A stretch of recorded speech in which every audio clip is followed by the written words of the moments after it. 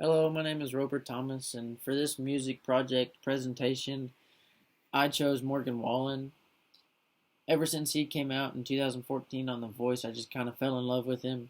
His voice is different than most. I can relate to some of his songs. He, his biggest influencer or music influencer was Led Zeppelin, which I also listened to, and you can hear some of the classic rock that Led Zeppelin played in his music, in his country music that he sings. But besides Led Zeppelin being his music influencer, his biggest influencer was his dad. And growing up, his dad was a preacher. So Morgan grew up on stage singing at the church and just fell in love with it the first time he was ever put on stage. Um, Led Zeppelin was a classic rock band, and Morgan was a country rock band, so that's kind of a polar opposites of who influenced Morgan Wallen. But Led Zeppelin went or was influenced by a classic blues slash jazz artist by the name of John Lee Hooker. Um, he wasn't very, he wasn't as popular as Led Zeppelin was, but it was also back in 1940 when John Lee Hooker was around and was singing. Um, and it went from country to classic rock to blues slash jazz, and John Lee Hooker looked up to a blues more of a blues artist. His girlfriend's boyfriend, or his sister's boyfriend, was a music artist, and he was a blues artist, and his name was Tony Hollins.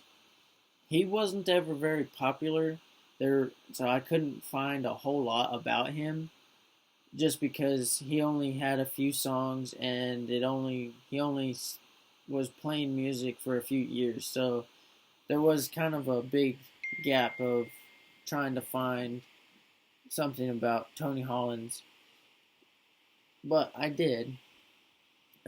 He I guess his fans or his music wasn't very sought out. It wasn't the pop culture, and so he just kind of died. His music just kind of died off. Um, but he did influence Led Zeppelin.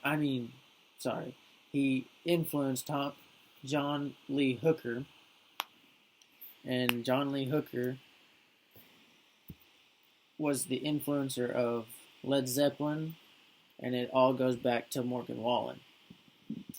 I find it very interesting that it does skip genres so drastically, because country and classic rock are two totally different things, and then classic rock and blues slash jazz are not even in the same ball field. Like, they're just so polar opposites that but it's interesting to see how what people listen to influence how they make their music. Because in Morgan Wallen's, you can hear the classic rock. Well, if you listen to Led Zeppelin, you can hear the blues slash jazz that he was influenced by in some of his songs. And I don't listen to John Lee Hooker or that style of music, so I can't really tell if you can hear his influencer in his music, but they are kind of the same.